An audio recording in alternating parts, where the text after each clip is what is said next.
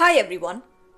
So far on this channel, I've talked about why emotional intelligence matters in the age of AI, how it shapes our systems, our careers, our relationships, and the planet. But we haven't discussed how to actually develop emotional intelligence. What does it look like in real life? And how do you train your mind to become more emotionally intelligent? Not just theoretically, but in practice. So today's video is exactly about that. A practical, simple, step-by-step guide to show you how to actually develop emotional intelligence and what benefits you can derive from it in your professional circle.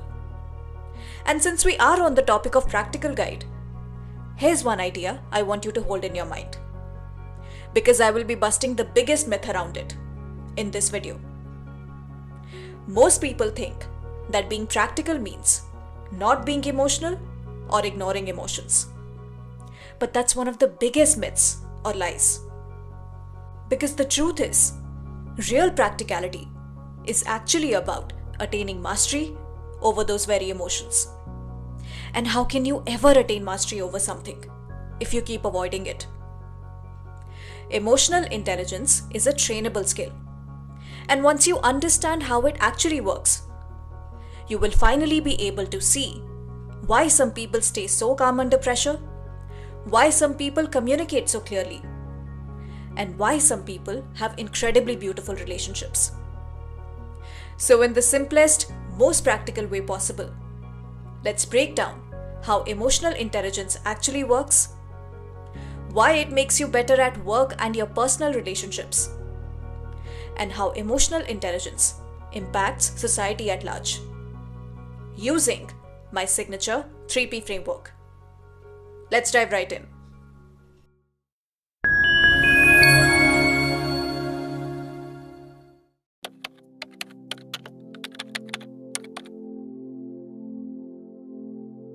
Before we go into the actual steps of developing emotional intelligence, let's start with busting the myth around the most popular belief I talked about in the intro.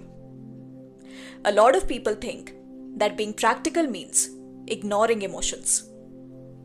You've probably heard this line your entire life. Don't be emotional, be practical.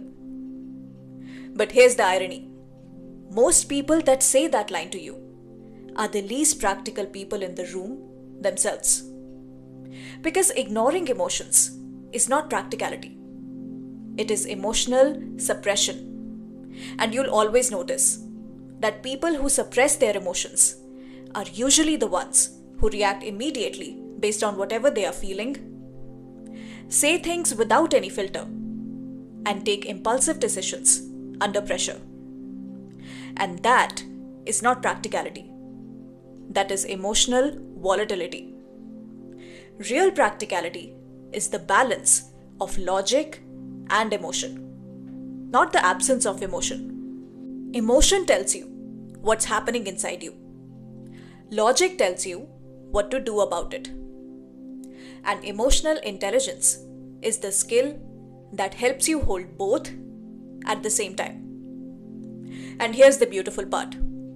People who actually honor their emotions, sit with them and understand them, become emotionally intelligent much faster.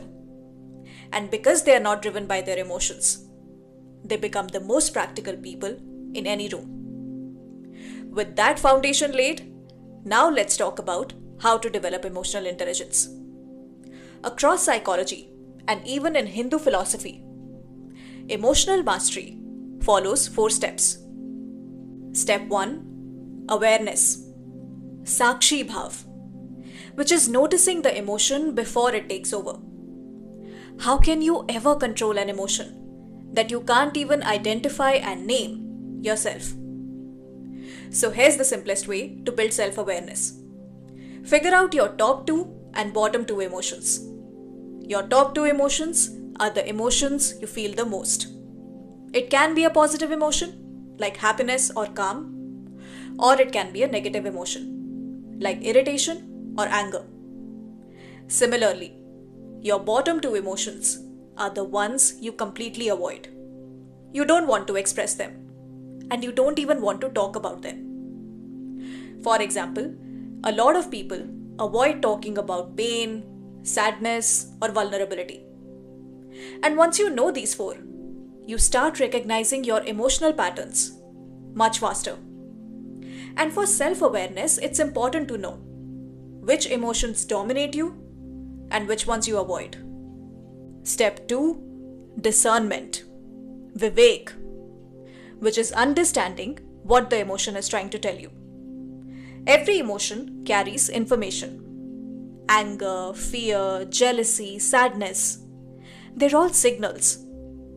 Most of us can tell what situation triggered that emotion, whichever emotion that is, whether it's anger, fear, or jealousy. But a person with Viveka goes a level deeper and asks, why did it affect me so much? Did it impact my sense of worth, my self-confidence, my need to feel valued or validated? Or is it that I was ashamed because I didn't know how I would be received by the other person? You don't need to be too analytical here.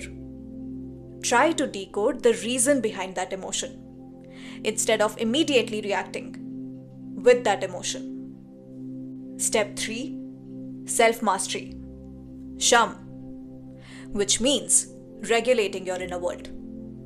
Now comes the control. And this is not emotional suppression.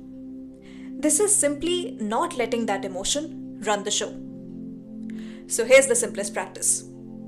Before you respond in any heated situation, take one slow breath and tell yourself, I don't need to react to this immediately.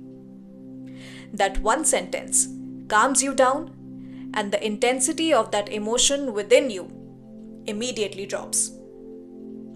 Step 4, conscious action, Karma Yoga, which is choosing your response intentionally. This is where emotional intelligence comes into action.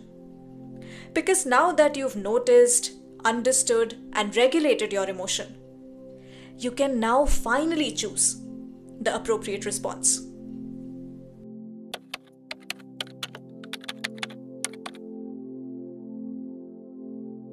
Now let's talk about the real-world application and benefits of emotional intelligence.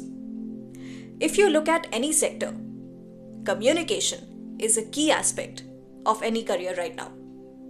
And communication does not just depend on higher IQ. It depends on how well you can read the room, manage pressure, communicate clearly, and how well you can handle conflict without losing yourself and your self-respect. And all of that is emotional intelligence. And the same skills that make you effective at work also make you better in relationships. Because whether it's your boss, your partner, or your friend, people respond to how you make them feel, whether they can trust you or feel safe around you. So when you understand your emotions and their emotions, you stop reacting impulsively and start responding more thoughtfully. And in doing this, you build trust, influence, and long-term relationships for yourself. And that's what makes emotional intelligence profitable. Not just in money, but in influence, opportunities, and relationships.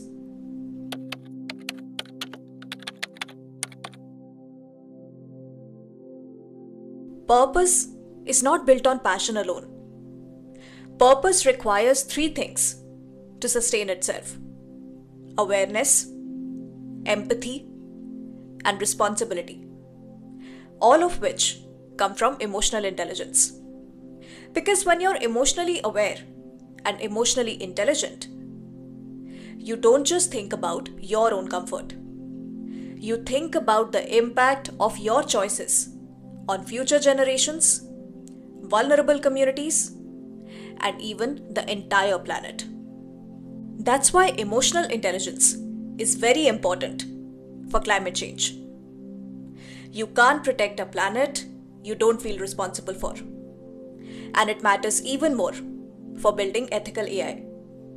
Because leaders who build the future will need the emotional maturity to ask the following questions. How can we prevent AI from inheriting human prejudices? How can AI be developed without exploiting the planet's resources? And what jobs will be affected? And how should society prepare for it? These are not technical questions. These are emotional and ethical questions. And only emotionally intelligent people can hold this level of responsibility.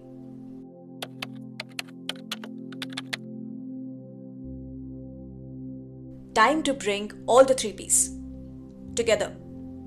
Practically, I showed you how emotional intelligence helps you understand yourself better and control your emotions instead of being driven by them. Profitably, emotional intelligence strengthens your personal and professional relationships.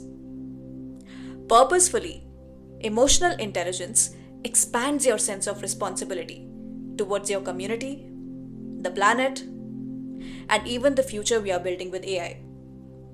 Because the challenges ahead of us, climate change, inequality, ethical AI, these are not just technical challenges. These are human challenges. They need people who can stay calm under pressure, understand different perspectives, and make decisions that have a positive impact on other people's lives. And perhaps that is the real power of emotional intelligence.